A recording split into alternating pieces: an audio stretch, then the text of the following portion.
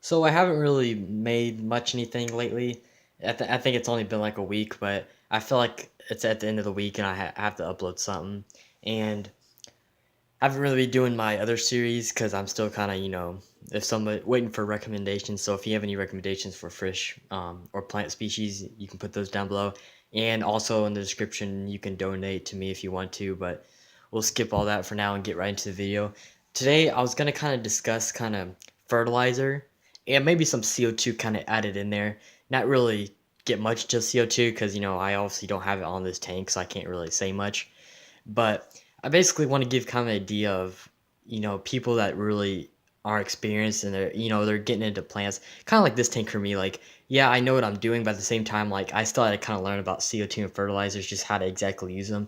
And I've definitely learned what not to do at this point, and I'm basically just going to explain so you guys don't. A lot of you, if you're getting ready to or you're setting up a plant tank, just to, so the same thing doesn't happen to you. So if you're wondering what is fertilizer, fertilizer is what basically is the food to your plants. Like you feed your fish, right? Well, you got to feed your plants. I mean, plants, yeah, they get their food from, the water column, but not all plants really do that. That's why you have fertilizer, which gives them nutrients. But they also need a little bit of food. It's like, I guess the best example I can give it is like, if you have like really nice lawns, um, you water them and do all that. But also, if you want to keep it nice and lush, you want to fertilize it. And it's kind of similar here. It's like they need food. They won't die if you don't give them fertilizer, but they won't be as lush. They won't be as, you want to feed them. You want them to help them grow even more. Anything's worth speeding up the growth and the looks of your plants. So I'm basically gonna get out the fertilizer I use. There's many options. I mean, you got ADA is a good one. You got what is it, CChem? CChem has a bunch of stuff you can do, and UNES has a lot of good stuff you can dose. What I use is just because I got a good deal on it and I had coupons. Aquarium Co-op Easy Green. It's actually really good stuff, so you can definitely purchase this one. There's also the ones I said. So, but the Easy Green, it's pretty simple, and all these are similar instructions on how you dose these things. Most of them are usually by a pump, which is really nice. Um, so it's Easy Green. This is an all-in-one, and a lot of them that you are gonna buy is an all-in-one, which is usually better. But usually times you have to dose maybe like this, for example, doesn't really have much iron. Um, and so maybe you have to get just an iron supplement. And so because maybe you have red plants or something, and this won't give enough iron for those red plants, so maybe you have to dose a little extra. Or you need more potassium for some reason. You need a dose. You just need to get more of that. You can buy potassium and all that, and like all the Seachem products, they have like just potassium or like, and or just iron. They have stuff like that. And Aquarium Co-op actually just makes iron and also just makes carbon. So he has a good amount of stuff you can do. But so the instructions for this one, it's 1 pump per 10 gallons, which is perfect. I like that. And you dose once a week for low light, and that's what I do. I do it every Wednesday, because even though this technically is kind of high tech, I don't want to run into issues, so I just do once a week right now, and then also do twice a week if you have a medium to high tank. Now I don't think the ingredients are on here, so I was gonna read those to you. Oh wait, here, right here. Um, see if you can zoom. Yeah, nitrogen, potassium, phosphate, magnesium, and trace elements. So basically, those are the main stuff. But obviously, you don't see iron and stuff. So if you do need iron, you definitely have to purchase Aquarium Co-op's extra, or you can go out and buy iron from, the Seachem or any of that. They all make that stuff. But here's like the problem. Now, this is what a lot of beginners will do.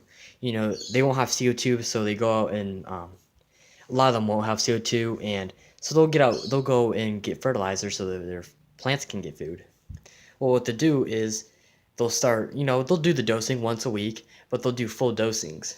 Now, here's the problem with that.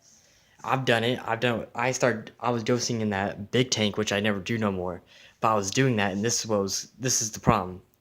When you dose full amount, and with plant tanks, you have to have everything in balance, or everything just goes everything just all this stuff starts happening and you just can't control it because nothing's in balance. Best way to put it. And when I was putting full amount in that 40 gallon, I mean, you can probably guess what happens. I got tons of algae and just build up and build up, and I had to buy a lot of autosynclus to clean all that up, and which is the reason why I even have them right now. And so you don't want to dose full amount, especially when you don't have CO2. And even if you don't have CO2, I really wouldn't recommend even doing fertilizer. If you do, I mean, put like not even half the dose, just so your plants get a little bit of food. But you might be asking, well, I just said this tank doesn't have CO2, so how am I, dosing? Well, it says 1 pump per 10 gallons. This is 20 gallons. So honestly, with all this volume, it's probably really like 10 to 13 gallons. Just because, all this stuff takes up space, but, so I probably could, I'm still probably dosing a little bit more. But I'm doing half, so I'm only doing 1 pump every week, not two. Um, and that's because there's no CO2. But let me get this. This drawer is kind of hard to open, so okay, we got it. Now, what I have is a carbon-based supplement. Now I got Florist Excel.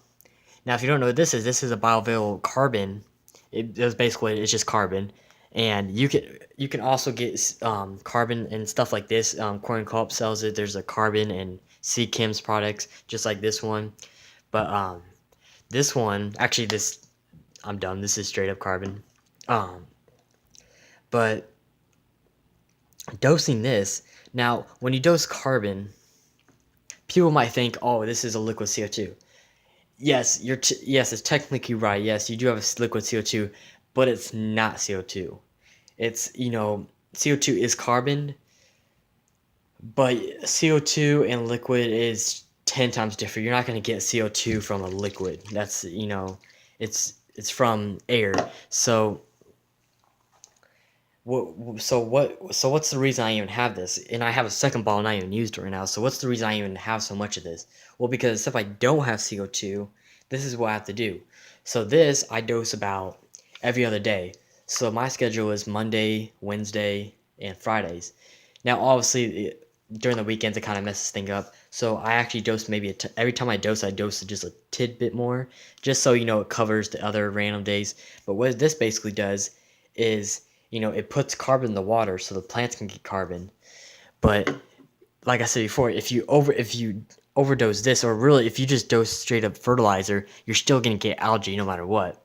So having this, when that goes in the water with that, this gives plants opportunity to have carbon in them, so it can prevent algae. So basically, all this is doing is, because except you don't have CO2 and you're fertilizing, well, you're just gonna have a bunch of algae, and your plants can't control that. So, and we don't want algae. So we use something like this. So basically, until we get CO2, or you might not ever get CO2, so that's fine. So you constantly just use this all year round, and when you dose this basically just fights the algae for you. So this is giving plants some type of carbon so that they can fight off algae. Now, if you look at plant tanks when they first set up, you might look at my tank like, how do I not have a single, not any algae at all in this tank? Well, that's because I'd be dosing carbon so it can fight that fertilizer from making any algae. And so this allows me to feed my plants so that they can look nice and green like this. And it prevents algae, which just makes the tank look a lot nicer. So you get what I'm saying? So that's basically when people say, "Oh, it just basically works for algae." Yeah, they're right. That's basically all it is. It's just fighting algae for you. Now, obviously, when you have real CO2, it fights off algae, and except it's real CO2, it's giving that plants, to flourish and really grow good. And if you have CO2, you know how good CO2 comes when growing plants.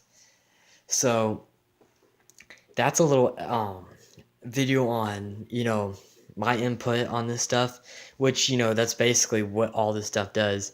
And yeah, it works great for me. I mean, usually you see algae all over the substrate on some plant tanks, and you don't see a single, you look at all my plants, I mean, you don't see any algae anywhere, and that's great. So comment, like, subscribe, and I'll see you guys on the next one.